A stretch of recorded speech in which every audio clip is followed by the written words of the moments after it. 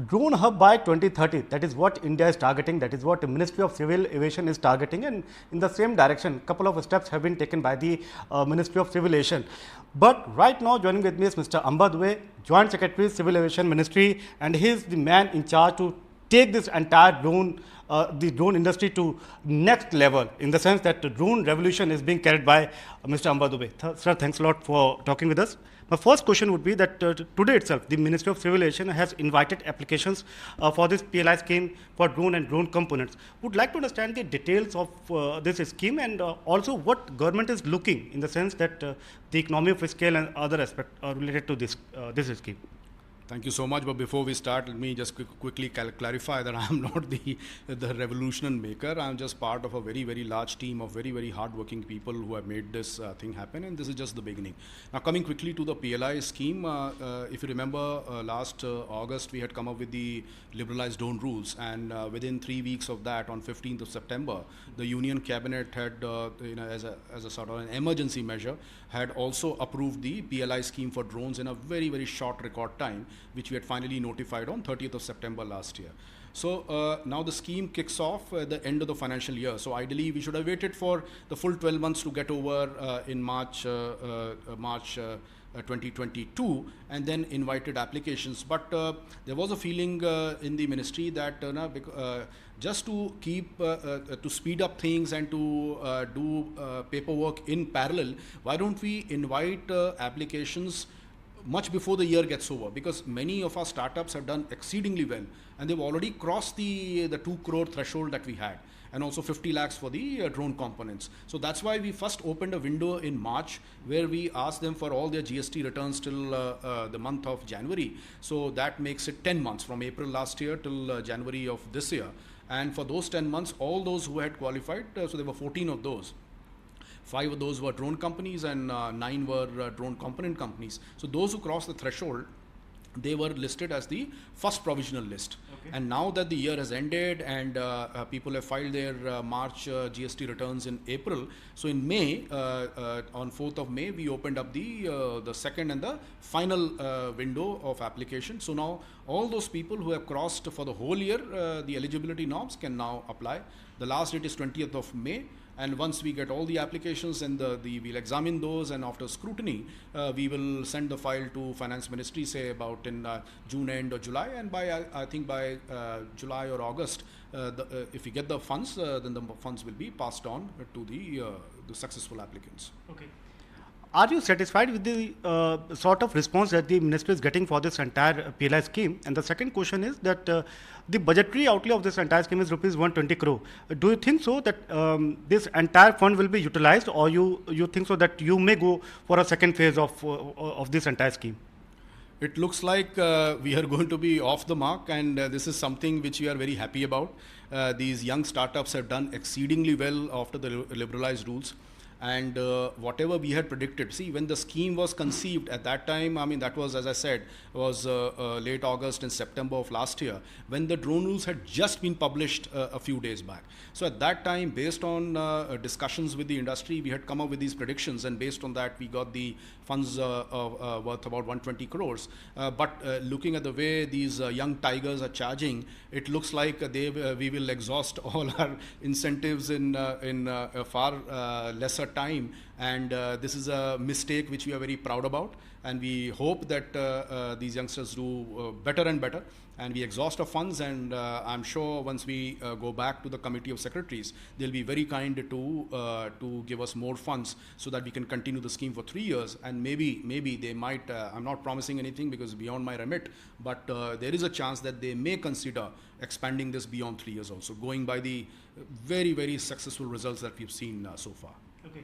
So what could be the next shape of this incentive scheme, in the sense that currently it is for the drone industry? The next step could be? Next up could be counter drone solutions, because as you know, with every virus there's an antivirus. So similarly, there are sightings, especially on the border areas or also in some of our sensitive areas, that we get complaints of drones which have come in into a yellow or a red zone without permission. So counter drones is the next big thing. And we are working within the ministry to get the papers ready, and once we get all due permissions, we will take it up to the committee of the empowered committee of secretaries for considering counter drone solutions and its components also to be added to the scheme. Of course, now counter drone solutions come at a very, very high price. So naturally, if that is agreed, the financial outlay for that scheme will be much, much higher than the 120 crores that we have for drone and drone components. With an effort to popularize this entire framework, now you are looking to approach to PSUs, even to the state government. Would like to understand that how you are approaching, in the sense that what all the PSUs are there, and have they shown the keen interest in this direction? Oh yes, in fact, the PSUs and private sector has been showing interest much before the new rules came into place. Because if you see Indian Oil, the oil companies, for transmission lines, for pipeline survey, because a lot of theft, a lot of oil is lost due to theft. For drones, I mean, that cannot be done. That surveillance is better done by a machine, especially with night vision cameras, than human beings running all around the pipelines. There are power transmission lines out there in the open. Okay, in search and rescue, disaster relief, you would have heard of a medicine supply, especially in the hilly states and northeast.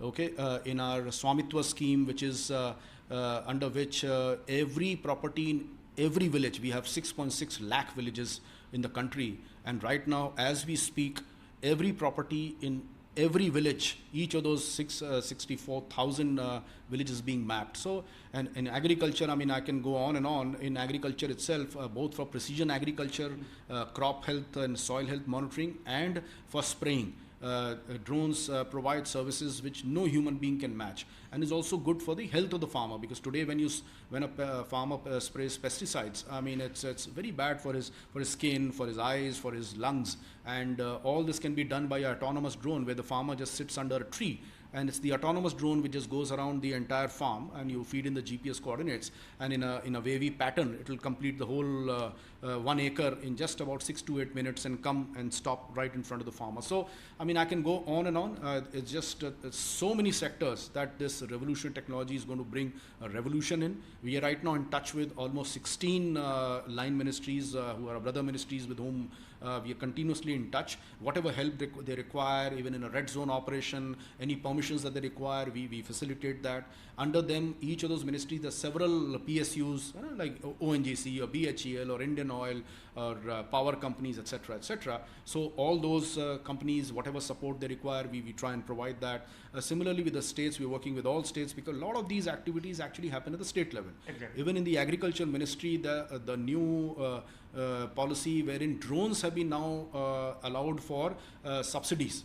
Okay, as an agriculture. Now drones have been accepted as an agricultural equipment, and so they're eligible for all the subsidies that are available. Okay, so that's a revolutionary step, and for that also the agriculture ministry ultimately passes on the funds to the state government, and the state government is the one which actually deals at the farmer level. Similarly for law and order, for police, for disaster, all these things happen at the state level. So we work very closely with them, and whatever permissions or approvals that they require from the central government, we try and facilitate that at the earliest possible. Okay. With every PLI scheme, whether it be for textile, white goods, but natural question comes in that what is the economy of scale or the turnover that it is going to create, and additionally jobs, the employment, how many jobs it will create. So with this drones PLI scheme, your analysis that 5 years down the line, what is the scale that it will develop? Yeah, that's a good question, Sameer. And predicting for a mature industry like auto, textile, or pharma is somewhat easier. For a revolutionary technology like drones, where we ourselves don't have the wisdom to predict what all applications a drone sector can do, and it's not just the drone equipment, but then there are drone services, then the drone flights, then there's post-flight analytics. I mean, that's a business in itself. So we are very wary of making predictions because we could be proved foolish within 12 months. So that's number one. Having said so, if you look at the numbers, the entire manufacturing sector in drones was just about 60-70 odd crores. I'm happy to report that based on the preliminary numbers that we have, we are seeing within 1 year a 260% increase in turnover, and they are likely to hit about 260-270 crores this year, and which we want to take it to 500 crores next year, and then 1,000 crores the year after. So you're seeing, I mean, it's like doubling and trebling literally every year. Now, of course, somewhere this will go and stabilize. So that's on the manufacturing side.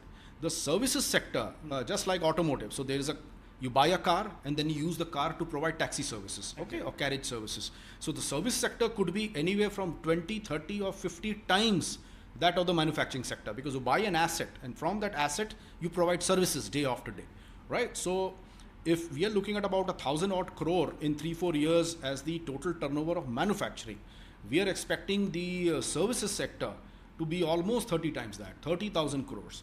And if you take a rough multiplier of how many people per crore of revenue, we are looking at something like 5 lakh people directly from drone manufacturing and drone services, 5 lakh people directly. And then there's of course a multiplier effect. So for every person who's working in the drone sector, whether on the manufacturing side or services side, you may create 3x or 4x more jobs who are the support jobs which will support this sector. Last two question on the fascination aspect that comes along with the drones. The first is that any big player in this, whether it be Airbus, Boeing, or such players, have they shown any sort of interest that they want to enter, that they want to, come into this drone sector, and any talks with them, any discussion with them? See, this is drones is the future of aviation. So all the big daddies that you named, and smaller daddies, and wannabe daddies, and emerging daddies, everybody is looking at drone technology. I won't be surprised if by 2030 you may actually enter into an Indigo or a Lufthansa plane and struggle to find a pilot, because the pilot could be actually on the ground or maybe even underground. Okay, so this is the scale at which this technology is changing. It is complete. I mean, as I said, it's way beyond our wisdom to make predictions as to what shape this technology will take. But anyone in the aviation or aerospace and even beyond aerospace is looking at this technology, because this has multifarious uses. So yes, all the big names that you took, they're all looking at drone research. Many of them are working on prototypes either directly or with their labs or in collaboration with other entrepreneurs. So there's no person in the aviation or aerospace sector which can afford to stay away from drones. And by when we can expect a drone taxi coming into reality, a drone taxi in India where people can go from point A to point B? So there's a lot of good research happening. Unfortunately, I can't name names, but those names are also there in the public domain. There is good research happening in some of our academic centers and also with the private sector. The preliminary estimates are that we may have some kind of a certification by 2025. And then maybe another 2-3 years after lots of trials, because having a pilotless, see, we are still struggling to have a pilotless car on the roads. Okay, so to have a pilotless a flying object which takes you from your rooftop to your destination and then brings you back to your rooftop, that may take some more time. So, but my guess is by 2030 we'll see full-fledged drone taxis. But the certification may happen a little earlier than that. The other aspect is that we may initially use the drone taxis more for heavy lift cargo, and then once that is perfected, okay, under different wind conditions and different climatic conditions and all kinds of disruptions that can happen for a low flying drone which will be flying literally at ground level or the rooftop level, I guess by 2028, 2029, or maybe by 2030 we should have drone taxis in a very, very normal way. Really, thanks for talking to us. Thank you, sir.